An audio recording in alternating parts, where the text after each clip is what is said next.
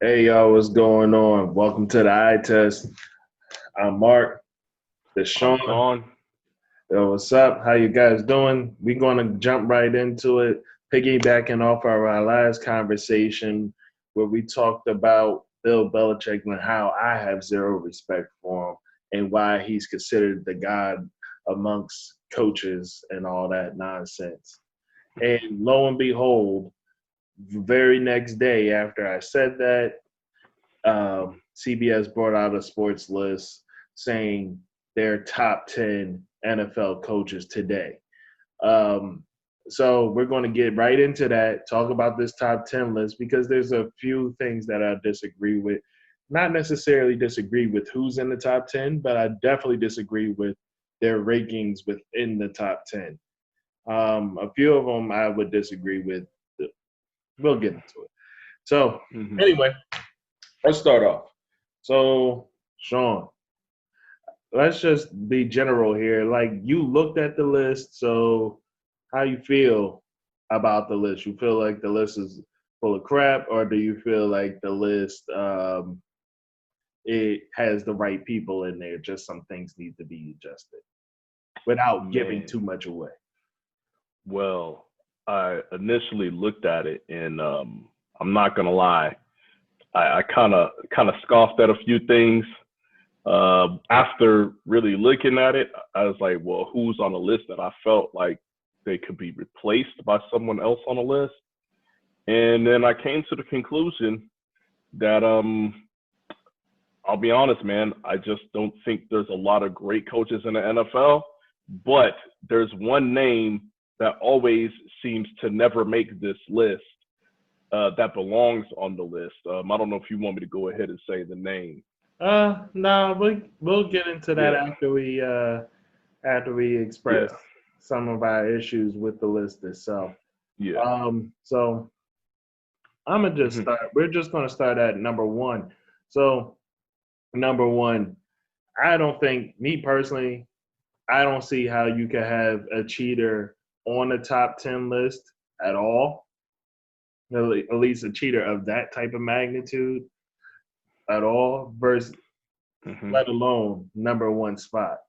So we got into it before about how he has, the three different scandals that we know about, and the other ones that were just couldn't be proven, like playbooks going missing in the Super Bowl, um, uh, yeah. walkie-talkie and iPad issues happening on one sideline magically only when these teams play the Patriots. We've talked about those type of things, and Yeah. so and I've still been meaning to get and I think the Eagles like were practicing decoy plays before the Super Bowl to throw any onlookers off or whatever. And lo and behold, magically, that was the team the Patriots had zero answers for, right? mm. So, Yeah, yeah, so yeah. That's wild, right? yeah, it's weird. But mm. anyway, um, I have to look that up to confirm that, by the way. But anyway, I don't even understand why Bill Belichick is on any list at all, giving the way that he's cheated and the amount of times that he's cheated. Um, that's all I have to say about number one. Do you have anything to add to that? Uh, for number one, um, okay, man. I got something for you, Mark, and you're not gonna like it. I know you're not gonna like it. Um, I agree with you to a certain extent that yes, he's a cheater. That it is what it is. I mean, I don't know how much more evidence we need. I don't know how many more coincidences we need to see. But he's a cheater, bro. Like, that's what it is. Now, with that said, I think he had the potential to be number one on the list. And when I say had the potential, I mean everything that you would want in a coach as far as maximizing the potential of even the 53rd player on the roster. I can maximize the 53rd player too if I cheated. Hey, look, man. Look, I'm just saying. Hey, let me finish, right? Let me finish. You know, he does have attention to detail, which is the reason why he's so good at cheating. You know what I'm saying? Yeah. Because he pays attention to the details, right? You know what I mean? You have to get away with cheating. But he ain't getting away for too the much. last 30 years. So I mean, you know what they say. You know what I'm saying? If you go into your kitchen and there's one roach on the counter, bro, don't think that's the only roach in the house, man. Y'all seen 3 roaches, you know what I'm saying? Y'all seen 3 scandals, and y'all think those were the only ones. Not, man. But anyways, but yeah, like I said, he had the potential. He had the potential, man. But who knows what it would be, because like you said, I can't count any of this, man. I can't count it. I don't know what is attributed to cheating, what's attributed to not cheating. Shoot, man, I don't even know what he would do without Tom Brady, even if he was cheating. So I'm just saying. So I mean, either way, I think it's just a scratch, just because you know, cheating thing has. I mean, I don't even think it's asterisk worthy. Okay. You have to question everything. You can't even put them on there. So yeah, like, I'm ready to move on to the next one if you are. All right. So at number 2, we have Andy Reid. Now, Andy Reid at number 2. I have a problem with this. I do too. Main reason why I have a problem with this is, first of all, I'm just going to go to, like, he's at number 2. He has 1 Super Bowl ring, which is fine. And he has won a lot of games. But I'm going to just read off who's at 3 and 4. John Harbaugh at 3. Sean Payton at 4. Okay. Now, I'm just going to ask you a few yes or no questions. So just give me your yes and no's here, Sean. All right. That's feasible. I could do that. All right. So, do you feel as though Andy Reid is a more innovative coach than John Harbaugh or Sean Payton? No. Do you feel that Andy Reid makes better in-game adjustments than John Harbaugh or Sean Payton? No. That's not even close, but no. Okay. Do you feel that Andy Reid manages a clock better than You can John just stop Harbaugh? right there, because I don't know if he manages the clock better than anybody. You can just stop right there. I'm going to say no with that, okay? So you see where I'm going with this.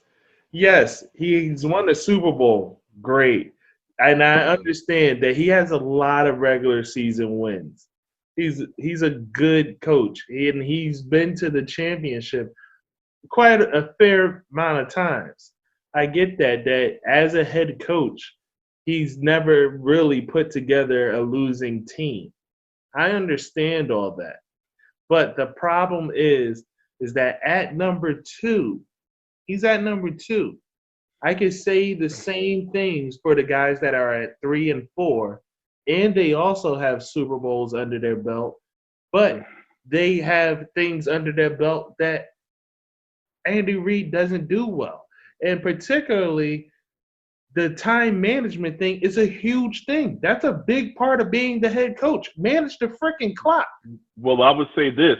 He would have made more Super Bowl appearances and possibly have more Super Bowl wins if he could figure that out. Not just manage the clock, if he can manage the clock and make in-game adjustments, this man probably would have had 3 Super Bowls already. But that's just what I think. I'm gonna tell you one particular Super Bowl where everybody had a problem with the way that they managed the clock. I do remember there was a 2-minute drill, or actually a 3-minute drill, where the players were just gingerly walking up to the line and giving off slow counts. So hey, you know what's funny? They played that same team at another Super Bowl, And they didn't have a coach that had time management problems. And lo and behold, look what happened, Hey, man. But that's just, look, man, let me say what I got to say about Andy Reid, man. And I don't want, this is going to come off disrespectful as hell. So I don't want anybody to take this one way, okay?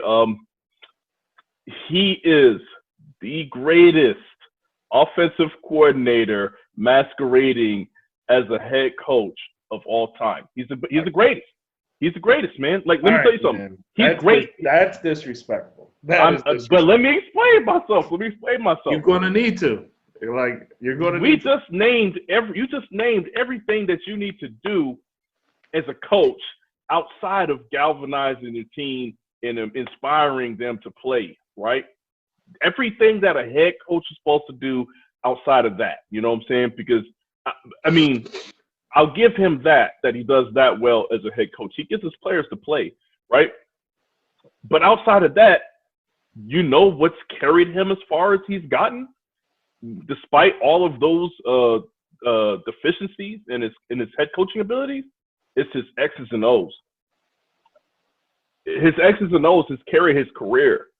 His X's and O's has saved him from all the other deficiencies that he's had. Like, there's only one reason. Like, let's keep it a buck. I wouldn't even say he's the greatest GM.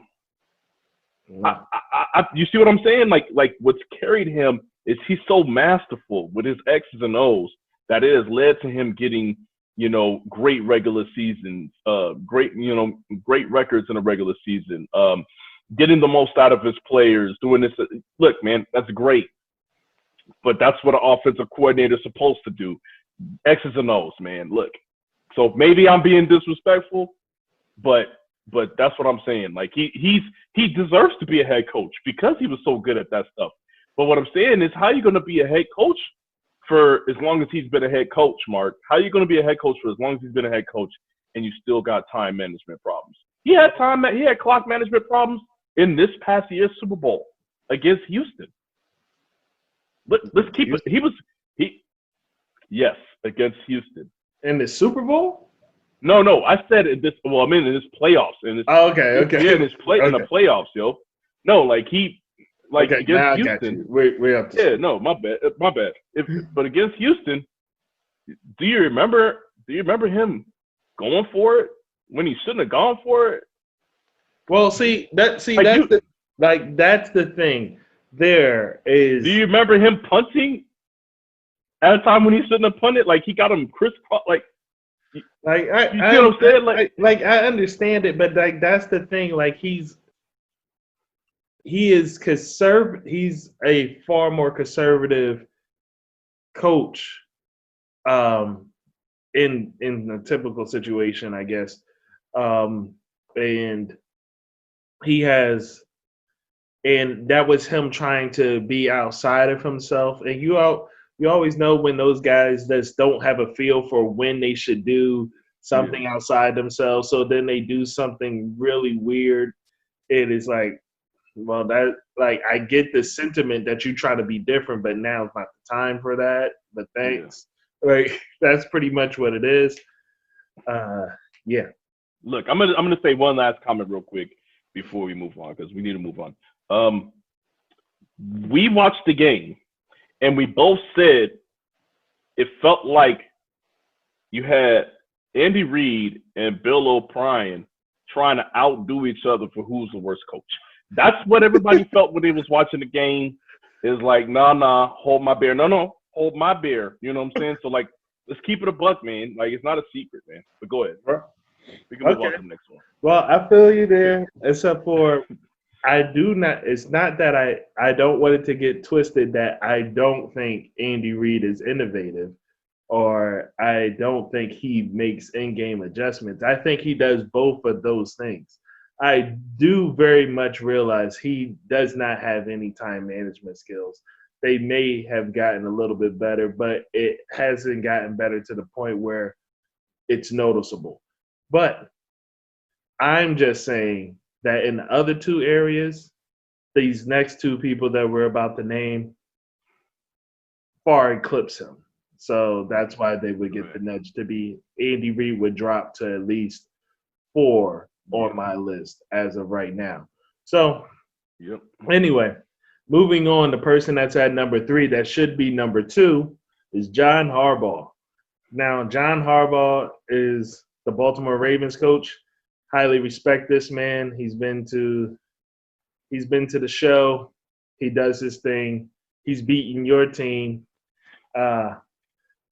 You know what I'm saying? He does what he's supposed to when he goes out there. And just recently, he's shown that he can adjust. I mean, he made Joe Flacco look like a star, and Joe Flacco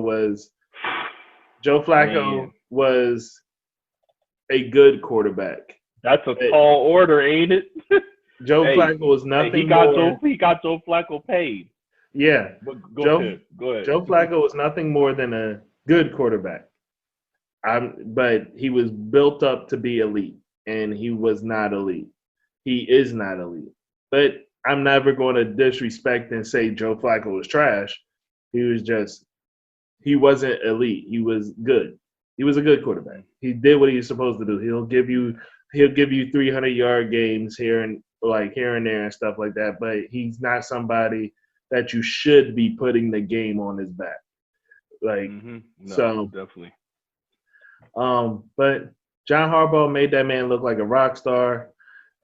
His run game is always impressive. His defense still manages to hold up no matter who is in and out of there. They're still respectable at the very least.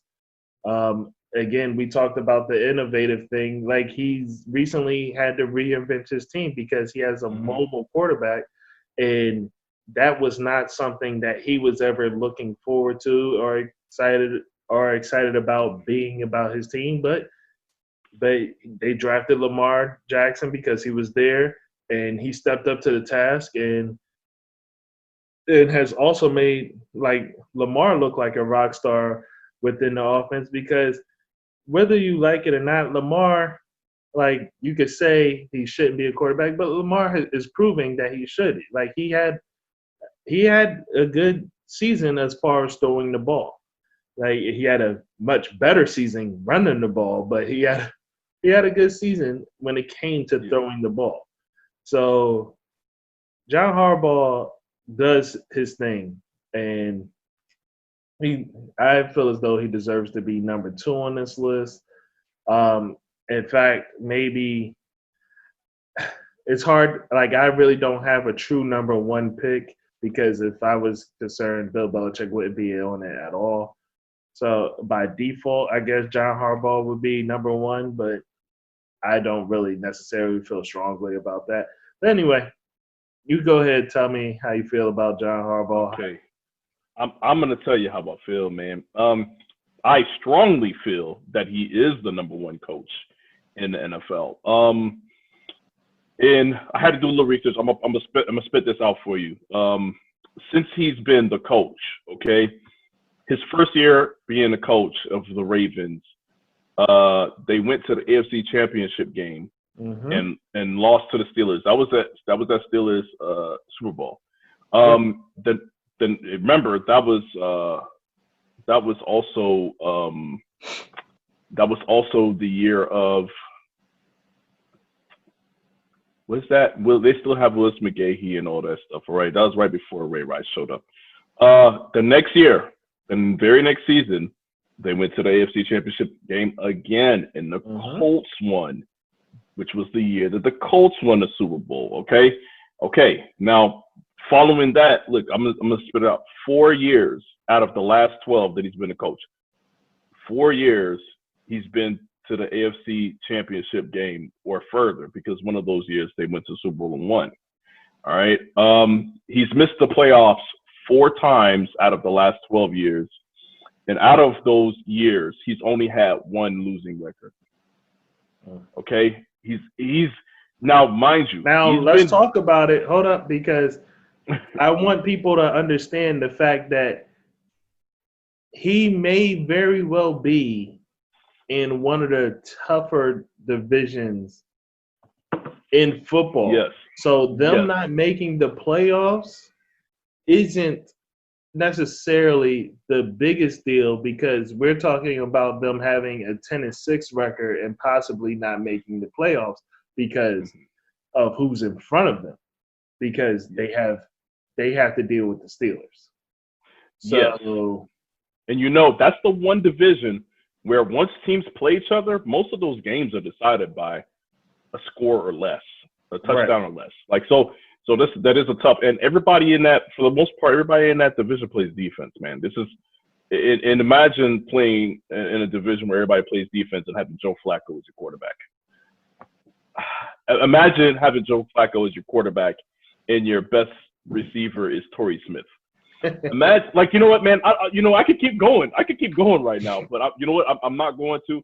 But I'll say this: the reason why I have him number one on my list is because no matter what situation you put him in, he makes it happen.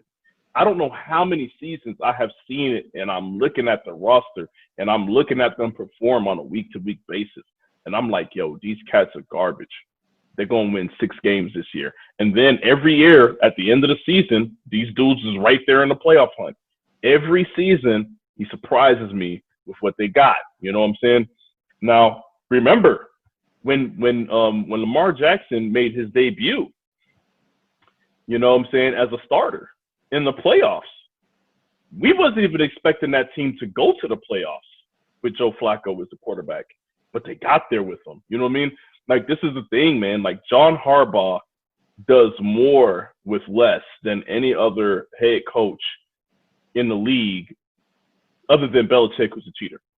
So so I'm just saying, if there's somebody that's doing more with less, just please let me know. well, I'm gonna just if they're doing it more consistently than him, please let me know. There is one. another person on this list that does more with less, but I'm gonna let you know right now. Doing more with less is something that you don't get points for that from me, not as a head coach, because part of the reason why you have less is your fault. Part of the reason why you have less is you as a coach. That's your fault. That's because in the beginning of the season, you pick who your 53 is. You're in the war room drafting your players and stuff. So all that's part of your fault. So the fact that you have to do more with less, you don't get points for that because part of the reason why you have less is on you. Okay, fine. Final argument. And I dare you to come up with a name, okay? Name another head coach that could take the Ravens with Joe Flacco at quarterback to the playoffs as many times as he did and win a Super Bowl with them. Well, when they won the Super Bowl, had a lot to do with. Well, we already know who the hero of that Super Bowl was anyway. It was Jacoby. I know. I know. I'm just saying. Name another head coach that could take those Ravens with Joe Flacco at quarterback. Actually, you know what? I'm not going to let you do that. Was Ray Rice less? Ray Rice ain't less. Okay. Name 3 receivers. Name the 3 starting receivers during that time. Torrey Smith, Jacoby Jones, and the third one escapes me. See, that's the thing. The Super Bowl year was one thing. Yeah. The Super Bowl year, you could probably find a coach that could take that team to the Super Bowl. What you can't find is another coach that was going to consistently take Joe Flacco led Ravens. Remember, because they had what's his name? I'm trying to remember his name. It was a receiver that went from Arizona to Ravens to the Niners. He used to be back there with Larry Fitzgerald. Okay. You know who I'm talking about, though, right? Mm-hmm. Yeah. Can't remember. Either way. Yeah, he was there. They had him, Torrey Smith, and Jacoby Jones during the Super Bowl. I get it. Yes. Okay. Outside of that, man, don't play with me. You know you don't got nobody. But you said, man. No, I'm just holding you to what you said. You totality. Totality. I said everything. I named everything. I said Super Bowl, and I said Super Bowl and get them to the playoffs. Now you said and. No, I said and. You can run the tape back. You can run the tape back, bro. You can run the tape back. But go ahead. You know what I'm saying? Right. You think you're slick. Nah, Go ahead. I'm just listening to what you're talking about. Yeah, you mentioned the Super Bowl. You don't want to mention the rest of that stuff, though. Go Okay.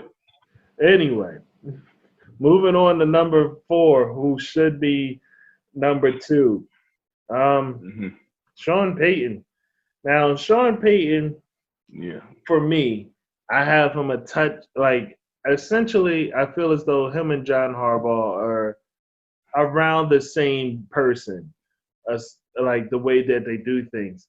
I have him a hair below John Harbaugh because I feel as though Sean Payton feels himself too much at times, and it gets him into trouble. Like, you know that guy that's smarter than everybody else, and he knows he's smarter than everybody else. So then he wants to do some shit to show you how smart he is.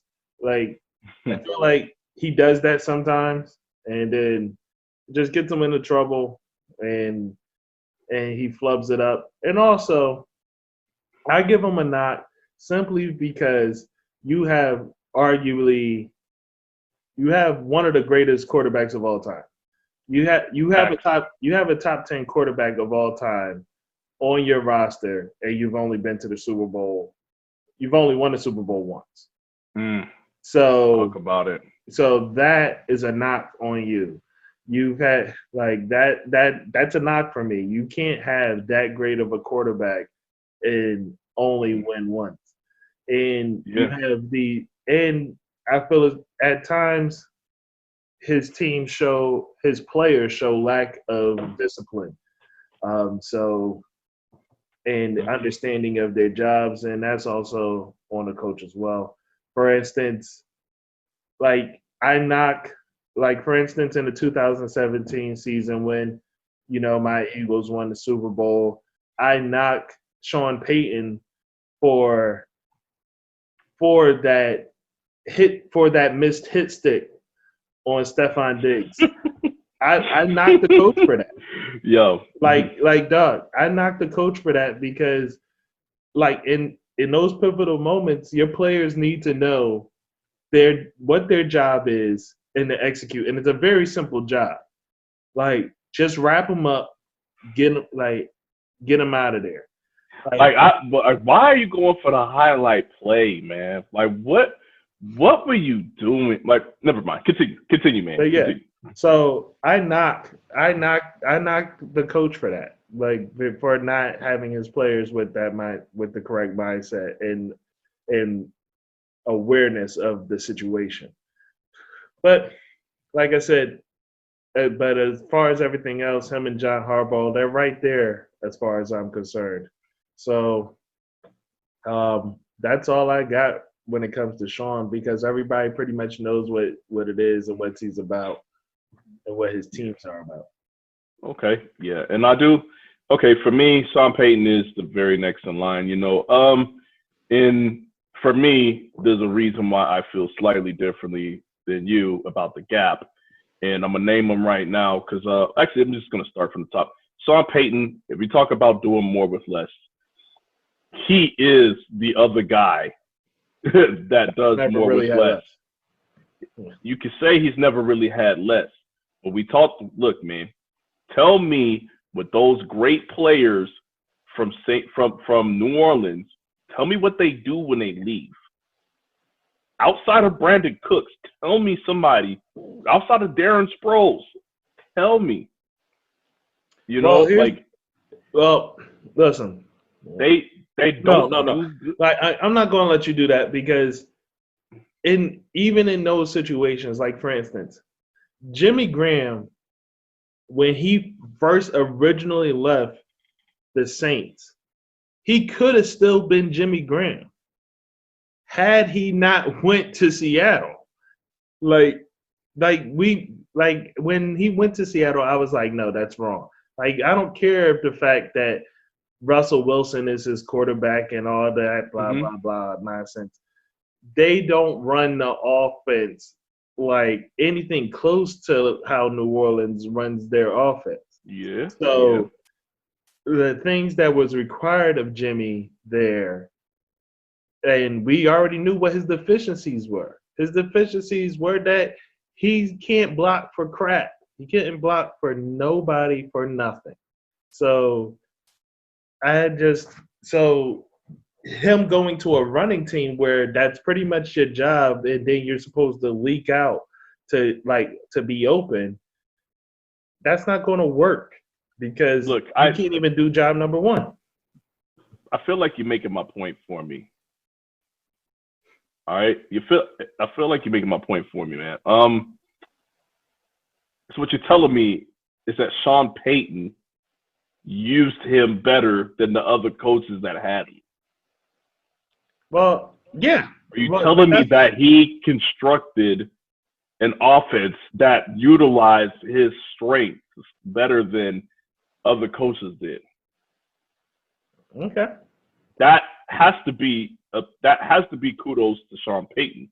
It's not a knock on Jimmy Graham. Jimmy Graham isn't trash, but Sean Payton has to get kudos for putting Jimmy Graham and lining him up at wide receiver for 80% of his downs.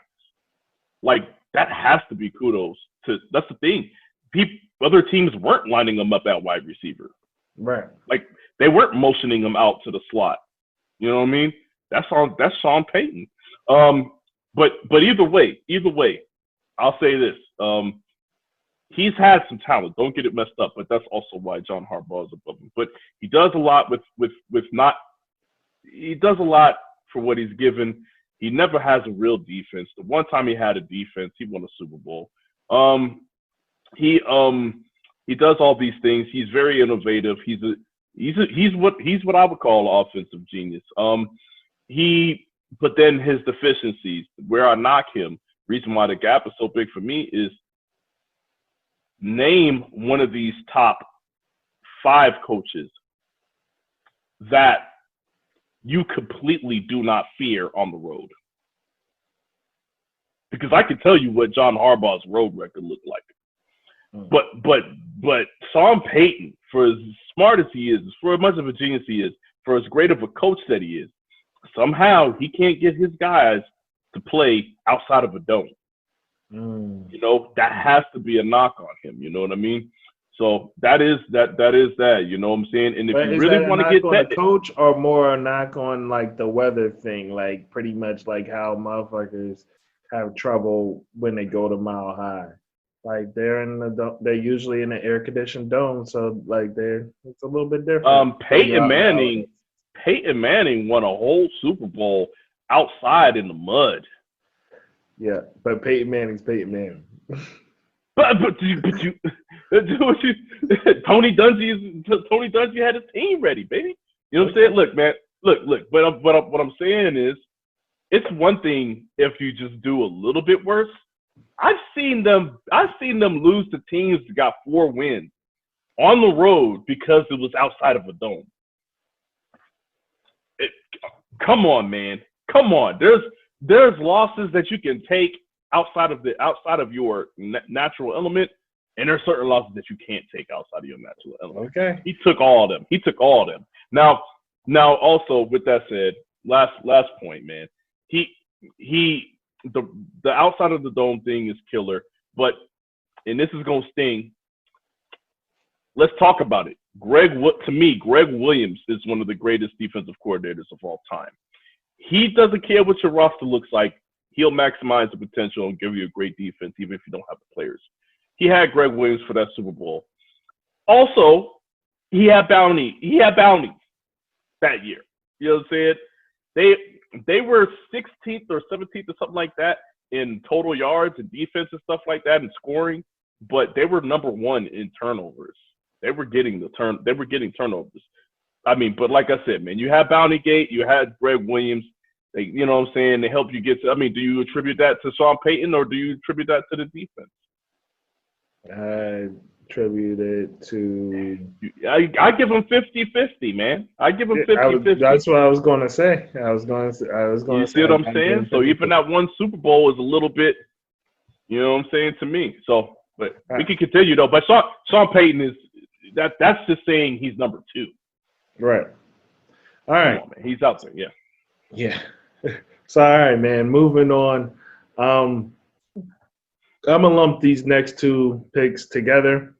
because I understand why. pretty much how I feel about these next two, which is they have it here on the list as 5 and 6, and in my opinion, if they were in the top 10 at all, because I probably would have at least one guy kicking one of these guys out, they would be 9 and 10. So, but they have them at 5 and 6. But I'm gonna lump these two guys together because how I feel about these two guys is one and the same. So at 5, we have Kyle Shanahan, the offensive innovator, the guy that supposedly is changing the world, whatever, blah, blah, blah, nonsense. Yeah. Talk. And we have Sean McVeigh, the young gun, pretty boy Floyd that has come out of nowhere, does his thing, and he is the young shooting star. Great. Both of them are regular season warriors as far as I'm concerned because they do it all regular season, and they even had the wherewithal to stick to their guns in the playoffs. But dang, when that Super Bowl come around, boy, woo-wee, these boys fold like lawn chairs. And boy, do I tell you, it's ugly. I mean, it's ugly. We're talking about scoreless fourth quarters. We're talking about giving up 20-point leads. We're talking about only scoring 3 points in the Super Bowl as if you shouldn't have never been there.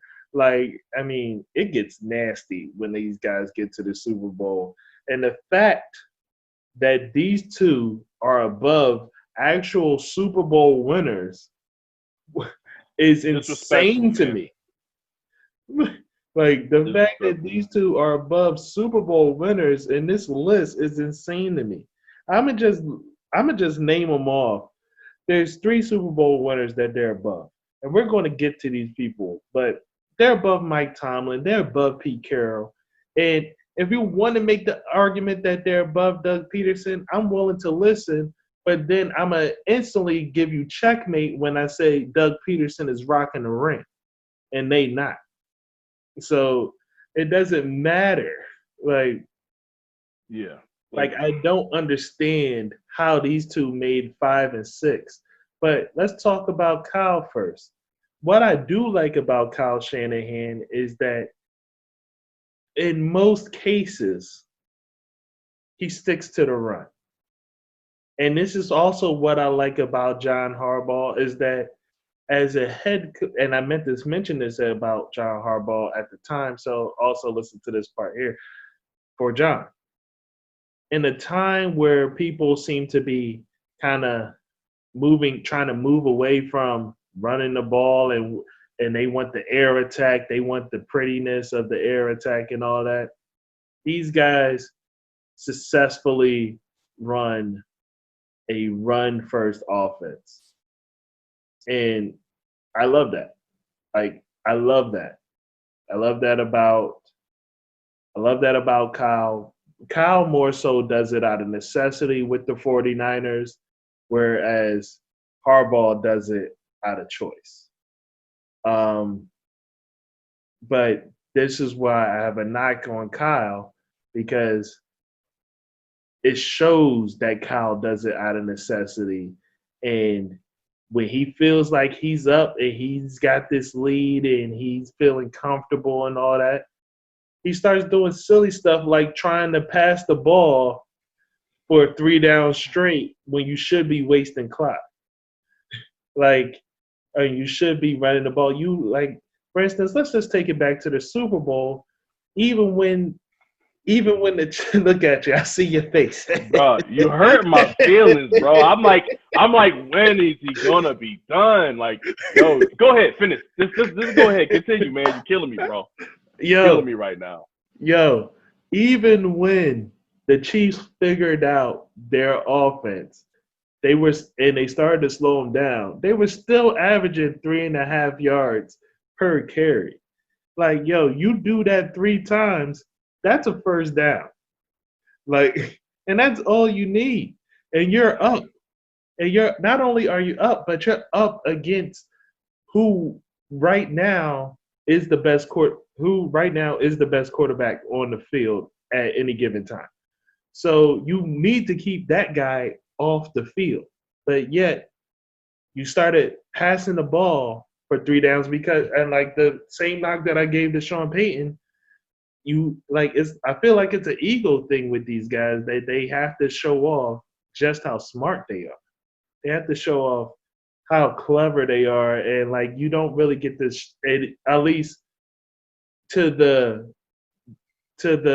average fan, they don't see it like in the run game as easily. Give me a second, man. All right. I'm back. All right. Continue. So they have to show it off through the pass or whatever like that. But yeah, man. But Kyle doesn't deserve to be at 5 when not only as a head coach he fumbled the short bag, but as an offensive coordinator for the Atlanta Falcons, he's fumbled the short bag. And he's shown that he doesn't learn from his mistakes, because the same way he fumbled the bag before is how he did it with the 49ers. And going to Sean McVay, I'm just going to say this. Sean McVay is a great coach. I respect what they do offensively. But this past year, they haven't looked as good. They haven't been as good. And in the years in their Super Bowl year, they only put up 3 points in the Super Bowl. Me personally, like you can't be 6 and only put up 3 points in the Super Bowl. Like, especially when there are Super Bowl winning coaches beneath you. Not only are there Super Bowl winning coaches, but these are coaches that are always in the hunt. So that's all I got to say about them two. Why don't you share your thoughts, man? Rocking that 49ers jersey. Why don't you let it be known, fella? Hey, look, man. I am not about to go in depth on Kyle Shanahan the way that you just did, okay? You got to understand, man, like, for those of you that don't know, man, I had a whole 2-minute rant. I feel like I don't even know how long that thing was on the day of the Super Bowl. Like, I definitely went off. I definitely said, this is what you get when you hire a dude named Kyle to be the head coach. I said a lot of things, man. But don't worry, I'll find it. Yeah, I'm sure you'll find it. Who knows? You might splice that in here. I don't even know. But let me just put it this way, man. Kyle Shanahan and Sean McVeigh suffer from what a lot of these new, young, hotshot head coaches suffer from. And I hate to say it, man, but they all Sean Payton's children, man. They all Sean Payton's children, man. Yeah. Sean Payton ain't nearly as bad as them, though, man. These kids are crazy, man. Like, what I don't understand, Mark, what I'll never understand is you do what you do to get to where you're going. I get that, right? You get there by playing and doing you're playing a certain way, doing certain things, right? There comes a time when you need to adjust. Or there comes a time when you need to have awareness, in-game awareness as a coach. For example, I think me and you talked about it. Man, how much did the Rams run the ball in that Super Bowl against the Patriots? Because I feel like they just didn't. Then you have the Niners, and that's cool, man. We're just going to average 10-plus yards per carry for the first half. Don't worry about it. For the entirety of the game, we're going to average 6.3 carry, whatever, 6.3 yards per carry. You know what I'm saying? Like, when have you seen a team average +6? yards per carry in the Super Bowl? I don't know, Mark. I really don't know. But that's what we was doing. We was out there getting it. And what does he do? And my biggest problem with these young coaches like him, like Kyle Shanahan and Sean McVeigh, and the biggest knock is always going to be, it's not enough for them to have success using the system. They have to get the spotlight for the win. They can't just win. They want to be called a genius when they win. See, I told you. And that's the problem. They looking for that genius moment. They looking for everybody to kiss their ass.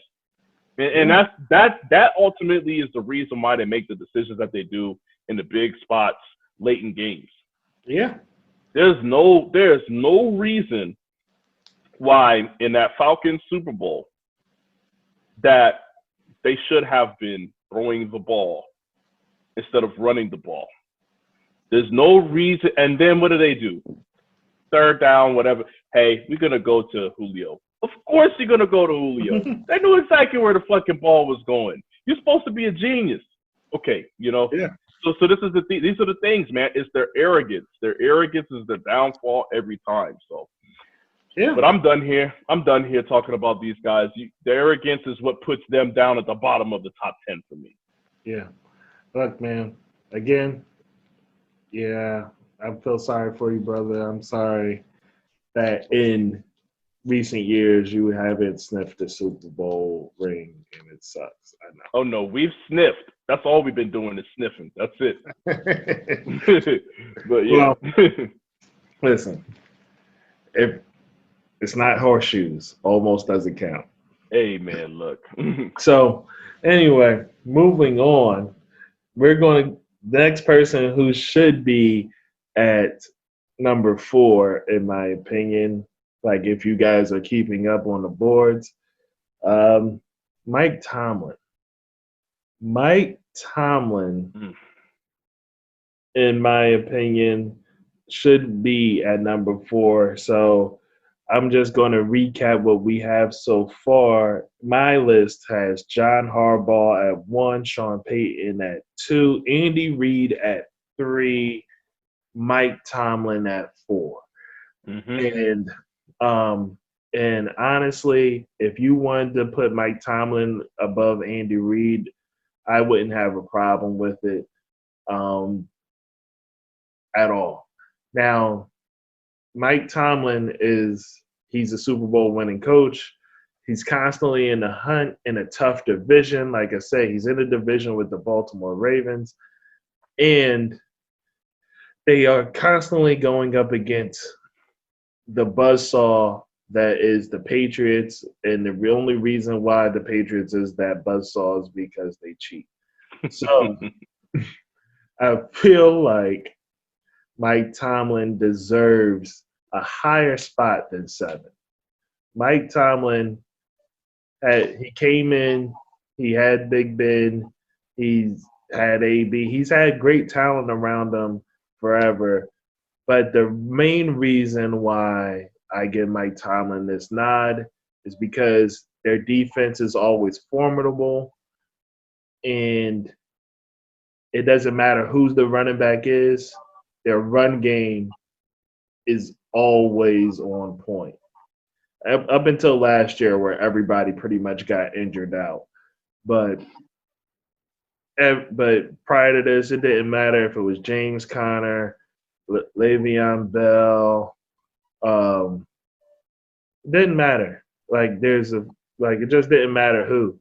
They were going to make it happen, man. This team is excellent.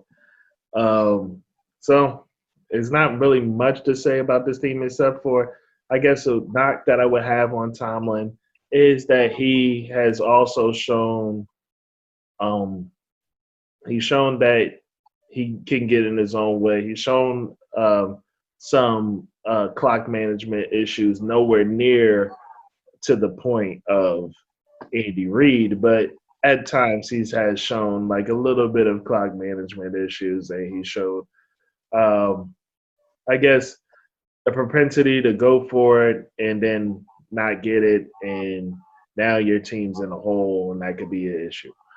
But anyway, but I like the aggressiveness And so, how do you feel? Do you like Tomlin at 4, or do you like him at 7? How you feel?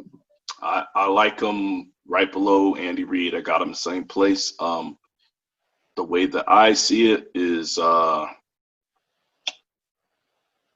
he would be lower, Mark. He would be lower. But after what he did this past season, I don't even see how that's possible to where I could put him lower.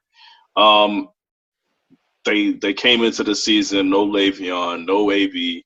The man had randoms at quarterback. When I say randoms, I legit mean random dudes that, you could go draft any quarterback from college right now that isn't a top tier college quarterback, and they'll probably be better than the 2 quarterbacks that they fielded last year. For him to do this year what he did with that team was nothing short of amazing. So that's what put him back up into that area for me, because let's keep it a buck, man. He's had some shaky seasons recently, but Big Ben being hurt, dealing with AB and his antics, dealing with Le'Veon and his stuff, dealing with all of the discernment within the locker room. He only gets half credit for that, because half of it is his fault, or most of it is his fault, I would say. He doesn't rein his players in, and that's probably the biggest knock that I have on him, is if he could get his players reined in emotionally, maybe he would have more success. But still, it's crazy to think all that stuff was going on in the locker room there, and somehow he was able to get them to show up on Sundays and play together. So, but yeah, Tomlin for me, he's 4 in that book. He gets the job done no matter what. All right. That's it. All right. So moving on to Pete Carroll, who's at number 8 on this list. I'm fine with him being at 5. Super Bowl winning coach, should have 2 rings, and that is part of the reason why he is knocked down as far as I'm concerned, because he should have 2 rings. That's just a flat out statement.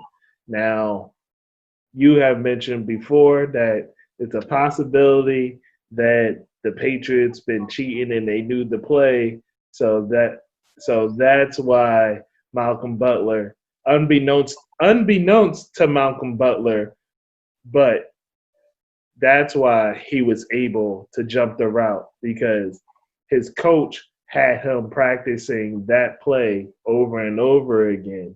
And unbeknownst to Malcolm Butler as to why he was doing it, but the coach knew that this was a play that they were prepping, and that's why he was able to jump the route. These are your statements. Facts. Go ahead. As far as I'm concerned, I mean, that may be true, that may not be true. But what I do know is true. When you have the best running back in football that particular year, and you are first down and 1, you run the ball. That's period. Man. You give that ball to him at least 2 of those downs. Hey, man. I watched the Panthers lose 2 games this year running Christian McCaffrey on the 1-yard line, and I was not upset by it at all. You know what I'm saying? Like, nobody's going to be mad at you if you do that. You lose the game, man. Like, and to think, those were just times where they ran the ball on the 1 like once. You had a fresh set of downs. You could have ran 4 times. Enough said. Fresh set of downs, plenty of clock, and you didn't do the correct thing. Hey, you know what? You know what doesn't matter, Mark? It doesn't matter if the Patriots know to play if you run the ball 4 times. No, it doesn't. It doesn't. It comes down to who's stronger and who's and who's nastier with it. But hey, But go ahead, man. hey man, like honestly, that's the only true knock that I have against Pete because the other knock that I have against Pete, I feel as though that's a more of a political play within the Seattle's organization because I do feel like Pete wants his team to be the hard-nosed defense run first team and you have an excellent quarterback that can get you out of any situation possible. But the problem is the fact that I feel this is just my personal feelings. I feel as though the ownership found out, oh, Russell Wilson, he's phenomenal, blah, blah, blah, blah, blah. He's not just he doesn't need to just be some game manager, blah, blah, blah. And then they say, he is now our focal point. So then they started doing silly shit like getting rid of their excellent center and getting a tight end who can't block for nothing.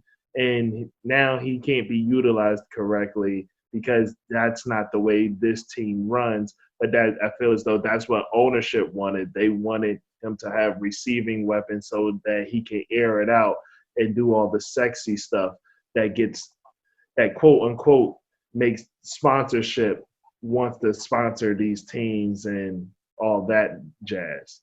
So I can't necessarily knock Pete for something like that when I believe that it came from above him. But I do have a problem with him going away from what works, and then I clearly see that that is part of the issue. Like they're starting to go back to what works now. Their defense is getting stronger again, and they're trying to find the right running back so that they can go back to the way things should be for that team. But but as far as I'm concerned, they ruined what could have been a dynasty chasing all these passing yards. Okay. Yeah, so for me, Pete Carroll, I'm going to be quite honest with you, Mark. Never liked the guy, only because he was the coach of USC. Yo, if you ask me which college team I hated the most in my entire life, specifically just one team, like for that year, it was that USC team that lost to Vince Young in the championship. But that's fine. You know what I'm saying? So I'm being full disclosure here, man. But I will say this. Pete Carroll is a great coach, man. I can't be mad at him being, you said 5, right? Can't be mad at him being at 5. You know, I wish I could put somebody above him, but I really can't right now. I'm going to tell you this. I feel like he's being carried right now by Russ. So I can't really tell you how well of a coach he's been lately. I feel like the game planning this past year has been a big ding on his coaching. You know, I mean, you got Russell Wilson on your team. You paid him all this money. You try to format y'all's style or, you know, your roster around him being the dynamic quarterback. And then what do? You run the ball 45 times until the fourth quarter. And then once you're down 10 points, you're like, all right, man, I guess, Russ, bring us back. Get us the win. You know what I mean? So I don't know what happened this past year, but I'm gonna give him a pass on it because it's only been 1 year that he's been on this BS. But for the most part, he's a guy who has gotten his players to play hard on both sides of the ball, regardless of their talent levels. He definitely gets the most out of his players.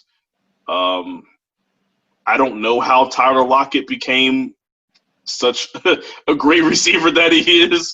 I don't know how Doug Baldwin became the guy.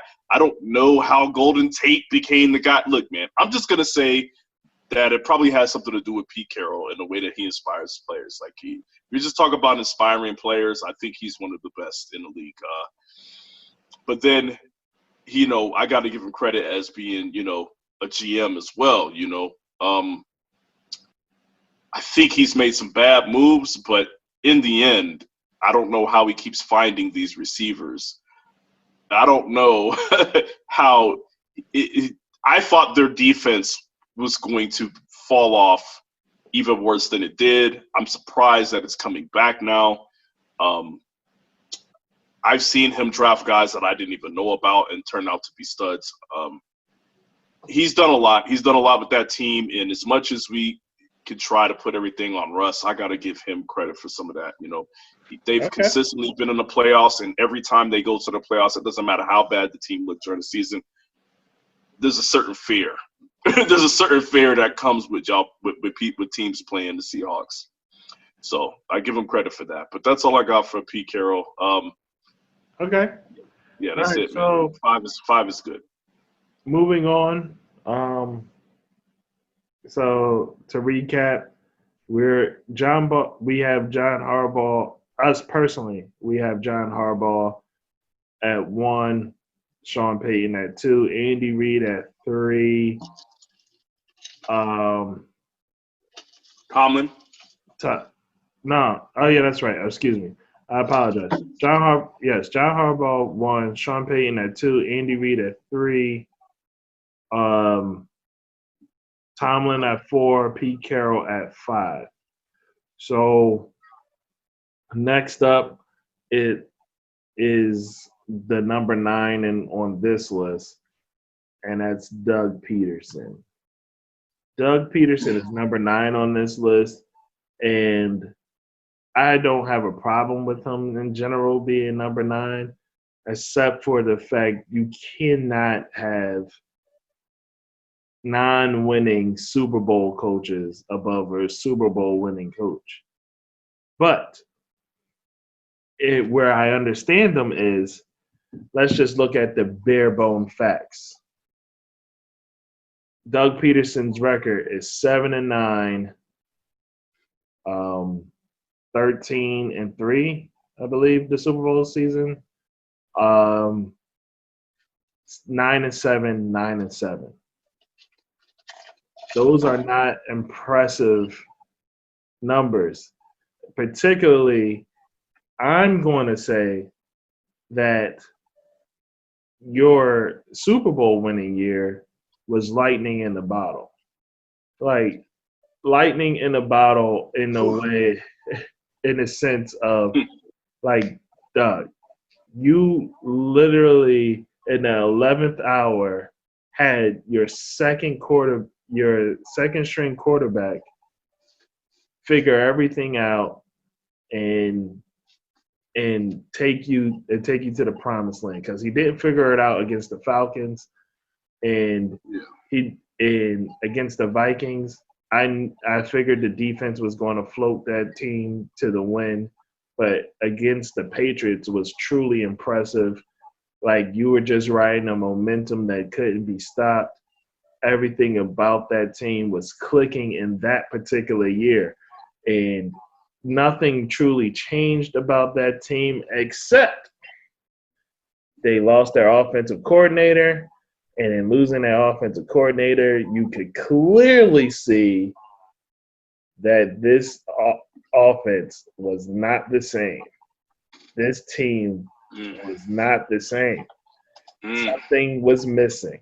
And that is why Doug Peterson, I have a problem with him, because your record shows that it might have had less to do with you and more to do with your offensive coordinator.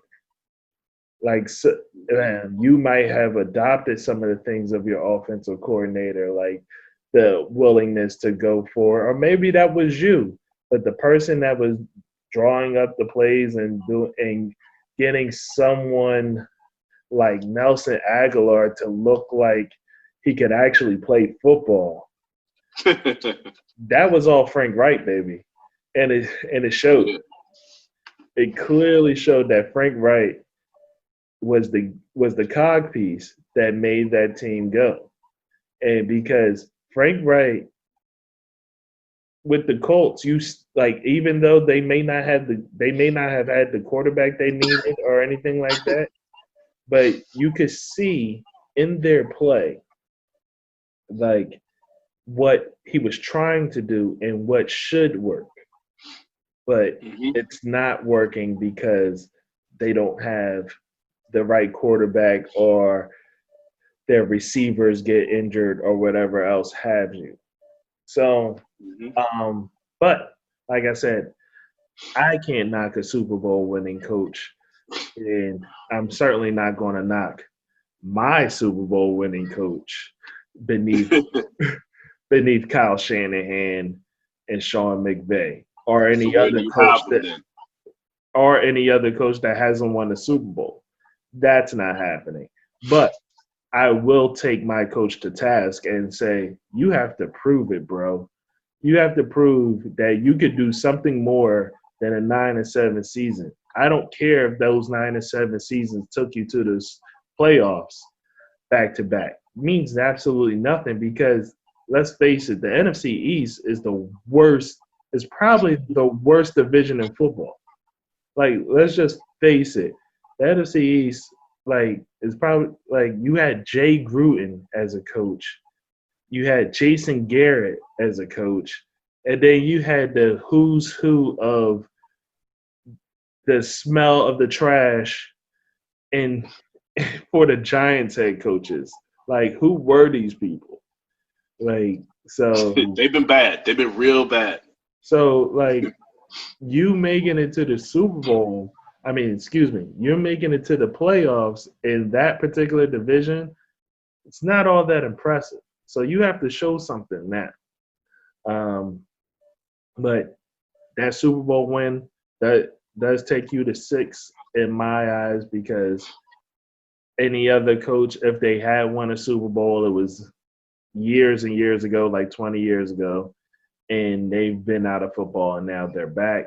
Like, for instance, off the top of my head, John Gruden and Mike McCarthy. Yes, they've won Super Bowls, but they've been away from football, and their past accolades were so long ago. So you don't get to be above Doug Peterson, who's done it recently. Um, anything you have to say about Dougie? Dougie, he gets 6 by default. I don't even want to give him 6, but what can I do? And remember what I said at the beginning. I come to the realization that I just don't think there's a lot of great head coaches in the NFL. So, I mean, but compared to everybody else, you have to put him 6. He does have a Super Bowl. It's bad. What I can't quite figure out about Doug Peterson is why he's such a bad head coach for Carson Wentz, but was such a great head coach for Nick Foles. I don't understand how there's 2 different head coaches within the same person, because the genius of Doug Peterson is Nick Foles comes in,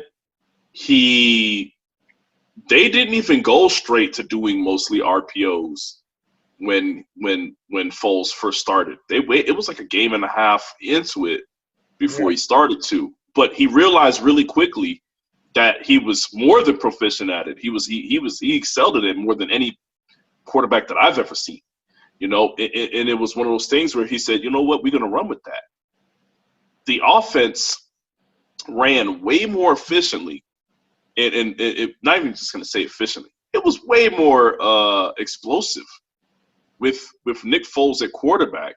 And I don't think it has anything to do with Nick Foles being a better quarterback than Carson Wentz. I think Carson Wentz is the better quarterback, but for some reason, he figured out what worked for Nick Foles, and he doubled down on it.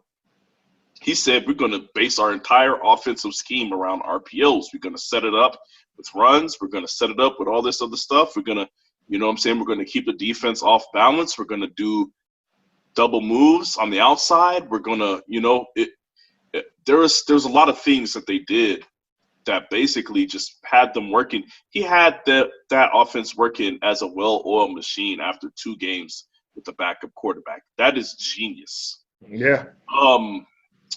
So much so that they put up was it 50? They put up damn near 50 on the Patriots in the Super Bowl. Hey, man. Nobody else can say that. You know what I'm saying? Like, nobody else will ever be able to say that. So that is amazing, you know? So, but at the same time, the reason why I hate putting him as 6 is because he somehow can't figure out how to construct an offense around Carson Wentz, who I think is the better talent, who I think part of it is on Carson Wentz, but let's keep it a buck. When he was letting Carson Wentz improvise, it was working better. I even think Carson Wentz might actually do better if they were doing more RPOs. Well, some people, I mean, just a little insight from what's talked about on Philly radio is that they say that Carson may not like the RPOs, and that's why they don't do it as much with him and all that, blah, blah, blah. But, yeah. But to your point of what you were saying is that, like, I don't know why you can't get the same out of Carson that you got out of this guy. Well, I don't understand. One of the things I don't understand out of Doug and is back to your argument before when you said do more with less. But because some people will try to say, well, Doug does more with less. Look at who's on the roster. Look how many people get injured, blah, blah. All that nonsense, all the extra. Yeah. But like I said to you, like there was one other person that why I have a knock against that. I have a knock against Doug Peterson for that because it's your fault. Like it's your fault that you kept bringing Jason Peters back. Like that's your fault. Jason Peters is old. Jason Peters was often injured. That was your fault for keep bringing him back. It was your fault for constantly bringing Darren Sproles back. Why did Ronald Darby get re-signed? Yeah, that's also like these are. I mean, granted, these are GM things, and you have an input as a coach, though. But you do have an input as a coach. Like, who selected? Are you going to tell me, like for example, are you going to tell me that he had no choice in the Arcega-Whiteside pick? Exactly. And not only that, and in the Arcega-Whiteside, thank you for bringing it up, but it was you who continued to play Arcega-Whiteside even though he was trash. You kept him playing, and it wasn't until you had exhausted all injuries that you finally played Greg Ward. And when Greg Ward took the field, he was clearly leagues better than Arcega-Whiteside. He is the best wide receiver not named Alshon Jeffries on the roster. By far, Mark. He jumped off of the TV screen to me. And I was like, yo, I don't know who this guy is. I don't know where he came from, but why hasn't he been playing? But you know, the only reason why he jumped off the screen is because everybody else was so fucking bad. Like they were so bad that he looked incredible. You're right. You're right. So, but these are knocks on the coach. Like, because you mean to tell me that, there's no way, I do not believe that Greg Ward is just the in-game warrior and he wasn't showing you these signs in practice. I was just going to say, man, you're the head coach. You're watching them in practice. I don't believe even if you didn't have anything to do with picking them, you get to evaluate the talent when they're on the roster. Exactly. So you saw Greg Ward and you kept him on the practice squad. That's what you did, even though you lost Alshon, you lost Deshaun, and then it was the who's who of who is it? Like Nelson Aguilar, you lost him, even though he was trash. JJ Arcega-Whiteside. This is what I'll say, Mark. It took you to lose 4 receivers, maybe 5, before you put Greg Ward on the field, who was clearly better than Nelson, clearly better than Arcega. All that, go ahead, man. Mark, this was a true sign of a player's coach. So you drafted a guy in the 2nd round, 3rd round. You don't want to hurt their feelings by starting the dude that got drafted later. or was undrafted. You don't want to hurt any feelings because of the position that they was drafted in. You don't want to hurt any feelings because you maybe you made some promises in the off season. You know what I mean? Like, I'm gonna tell you right now, if it wasn't for this goddamn Super Bowl win, Doug Peterson would probably be at like 16 for me. hey, the Super Bowl win is the only thing keeping him at 6 for me. Okay, so let me just take like I think we're done with Doug Peterson here. Yeah. I think we can move on. Yeah, we're done here, man. Let's just All right, move on. so next I can up see that's just stinging you a little bit. Yeah. Next up. Now, don't get me wrong, Eagle fans, anybody that's listening or watching, whatever. I root for Doug Peterson, but I'm just going to call a spade for what I've seen so far. Anyway, Mike Zimmer. Mike Zimmer is here, and I guess he's here because they're a playoff team. Like, whew, Mark. Like, I don't. Okay. Like, I would. Mark, look, no. you go ahead and go first. I got a lot to say about Mark Zimmer. His Mike name's Zimmer. not Mark. I'm Mark. Mike Zimmer. My. But no, I got a lot to say about it. But go ahead. I don't know, man. I don't know why he's here. Honestly, I don't know what to say about this. Like, they're a playoff team, so yeah, I guess. But outside of that, then why? Why are we here? Like, why are we here? So, people that I can think of off the top of my head that I would probably have at 10 or at least on this list instead of Mike Zimmer is probably Mike McCarthy. Mike McCarthy, even though he had Aaron Rodgers, they were a consistent playoff team. They won a Super Bowl. So Mike McCarthy would be a possibility for me. My dark horse pick, I'm going to just use this opportunity to get into my dark horse pick because nothing about Mike Zimmer interests me. My dark horse pick that should be on this list instead of Mike would probably be Frank Reich. Like, I would probably have him on this list instead of Sean McVeigh or Mike Zimmer. But I like Frank Reich. Like I said, Frank Reich was clearly the thing that made the Eagles go as offensively and made them that offensive powerhouse. And you could see the glimpses of that within the Colts. They just don't have all the pieces that they need, or players are getting injured. So, but I personally have faith that Frank Reich is going to get that team moving and get them to be a well-oiled machine. The 1 year that he did have Andrew Luck, they look good. They beat Houston, so they beat Houston in the playoffs. They did a lot of things well.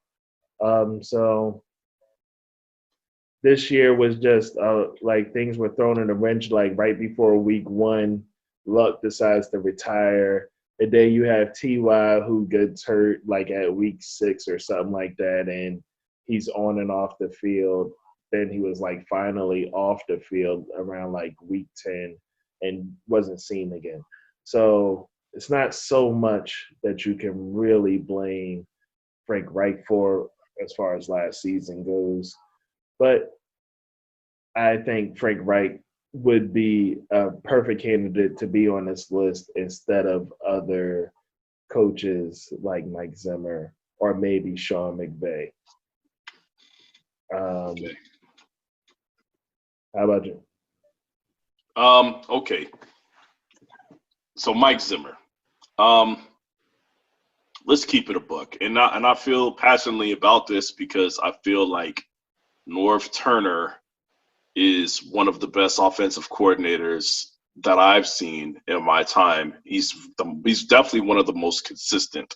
And when the Vikings were making noise, a lot of noise offensively, North Turner was the offensive coordinator. And I feel like Mike Zimmer is still living off of the residuals of North Turner's offense at this point. You know, they said they were going to keep the same offensive strategy after North Turner left. So they have, but it still isn't the same. If you haven't noticed, they'll show you games where it looks to the great. Eagles.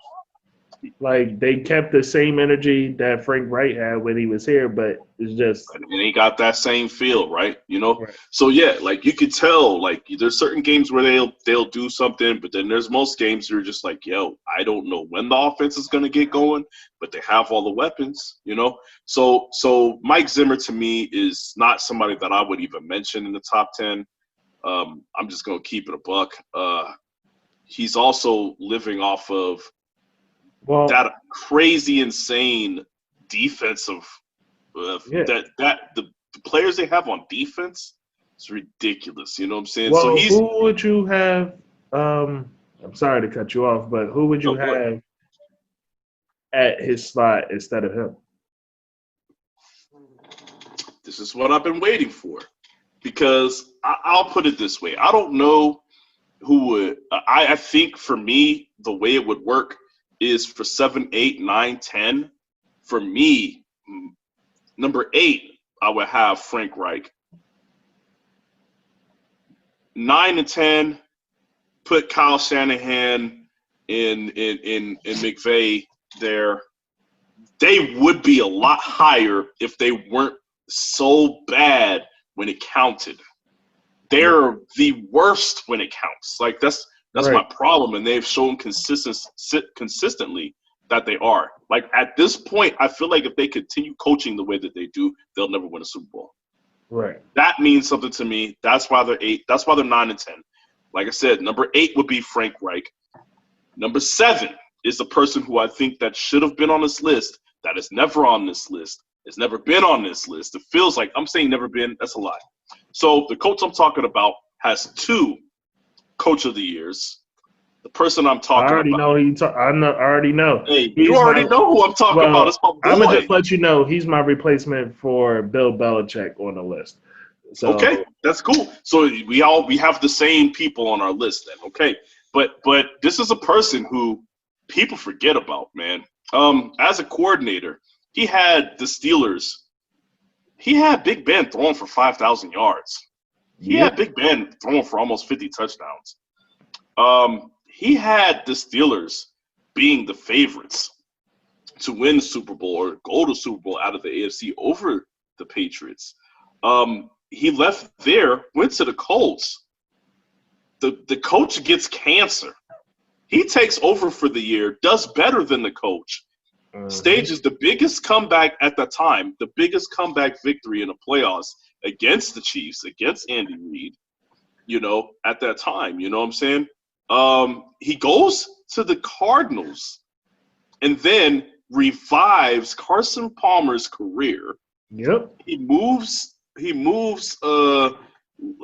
Larry Fitzgerald to the slot, which apparently extends his career another 5 to 6 years.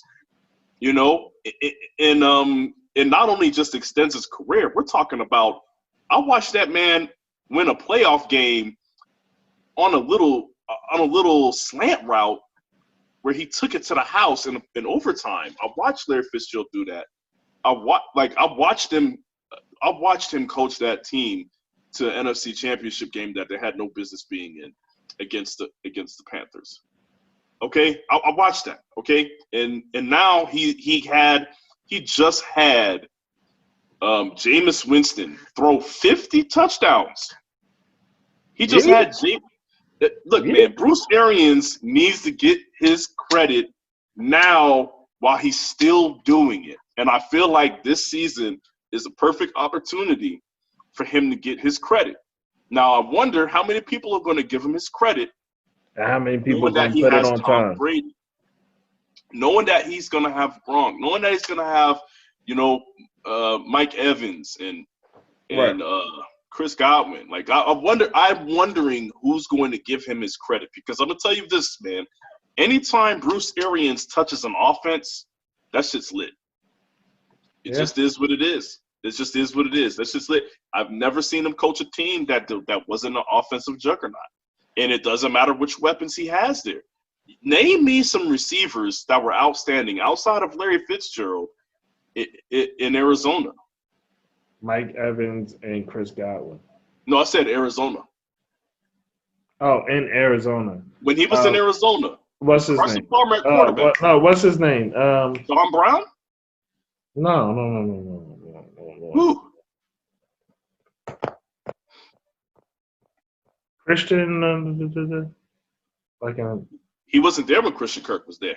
Oh, okay. That's what I'm saying. Like he had Larry Fitz at the slot. Yeah. He was just throwing the other cats out there. Like you know what I'm saying? Now what I'm saying is, he's never really had much outside of the times when he was with the Colts. You know what I mean? Well, as a head coach, I would say, because obviously with Steelers, But yeah, as a head coach, he never really had much, man. And I don't know another coach that would be able to get 50 touchdowns out of Jameis. I don't feel like you can blame him for the 30 interceptions. No. Jameis has shown in his history, all dating back to college, that he throws picks. So, but the fact that he got Jameis to throw, did he throw 50? Did he almost throw 5,000 yards too? Yep. I don't know what else he has to do to get on these top 10 coaches lists, man. Well, I guess he got to win a Super Bowl as a head coach, man. Well, he's on our top 10 coaches list. Yes. For us, that's all that matters. The only reason why he's below Peterson is because Peterson has a Super Bowl. Right. And for me, I have to put him beneath – unfortunately, I have to put him beneath Sean McVeigh. Truth be told, I don't have a problem with putting him beneath Kyle Shanahan, because Kyle Shanahan has proved that he's consistent and he's good. He gets in his own way. But he's proven that if he stuck to his guns, he would have 2 Super Bowl rings, one as an offensive coordinator and one as a head coach, had he stuck to the game plan. But I cannot put Bruce Arians above any coach that had, as a head coach, been to the show. He has not been to the show yet. That's just how that works for me. I guess for me, there's things that I take into account. Like he lost to the Patriots. Hey, or he lost to Cam Newton having his best season. That was that Panthers team that had a top 5 offense and defense. I don't care. Now, forget about that, right? Let's talk about it.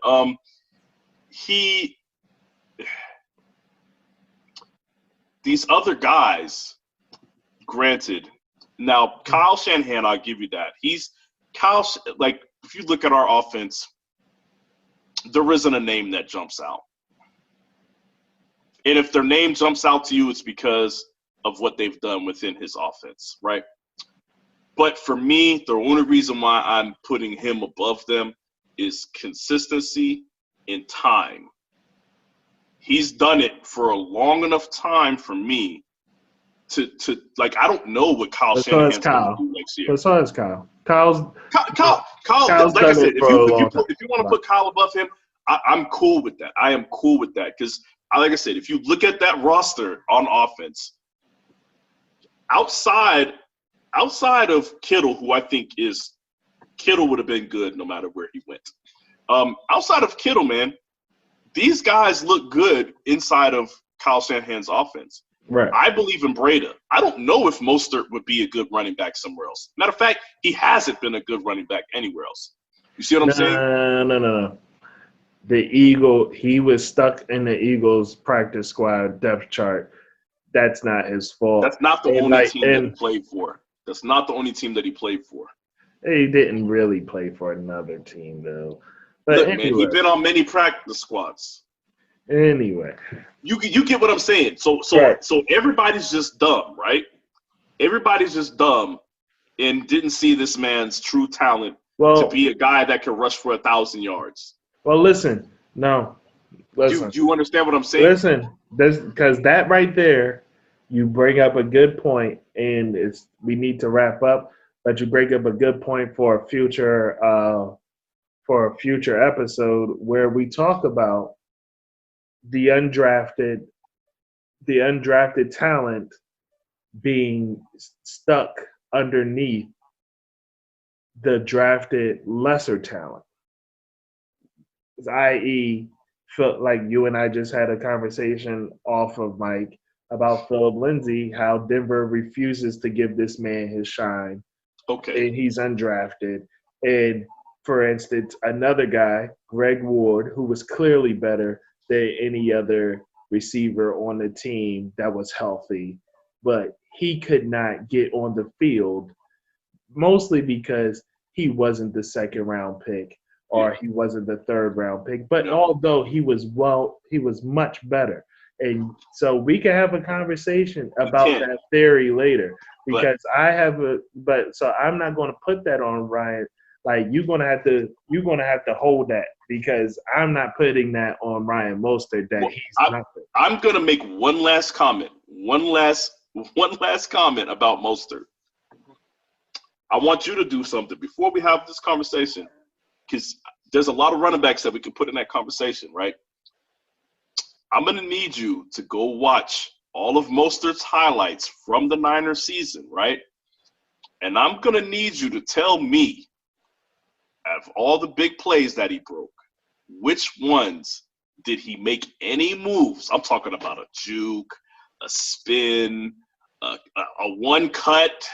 I just need you to show me. Listen, all right, to that, even before we get there, I'm just going to say the smart running back knows when he doesn't have to do any of that crap. The smart running back knows. Now, why doesn't he need to do that, Mark?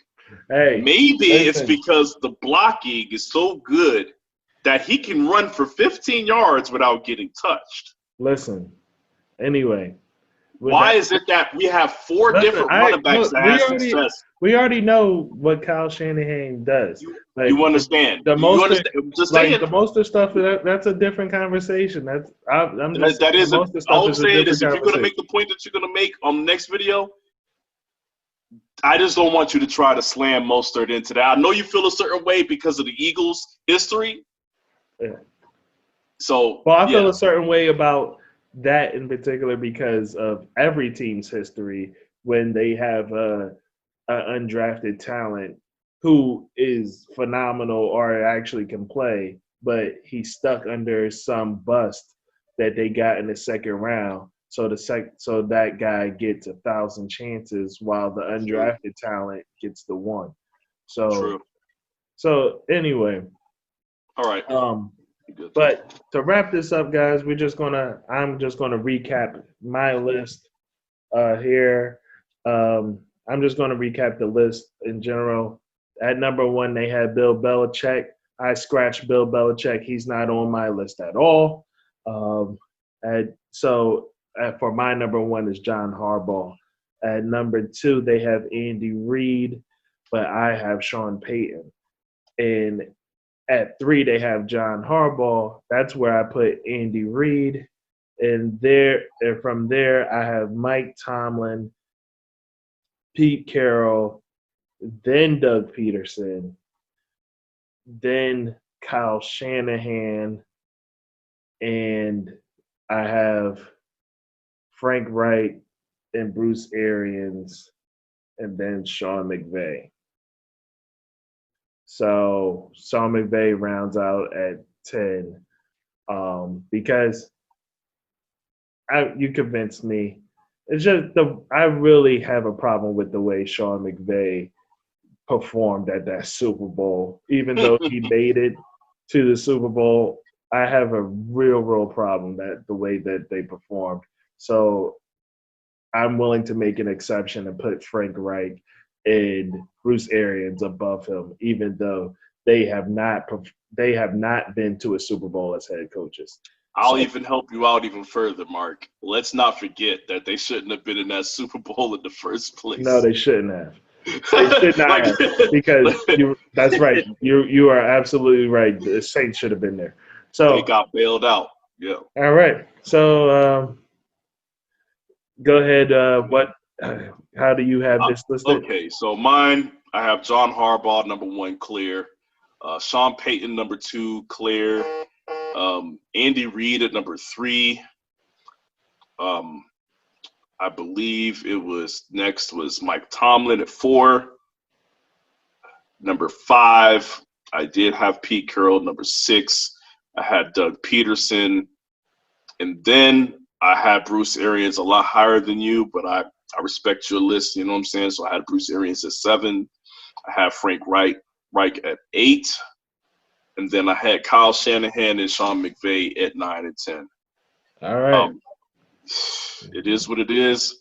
The reason why I have them lower, even though they've been to Super Bowls, is because I feel like if they, at this point, I have zero confidence that they could perform correctly within a Super Bowl.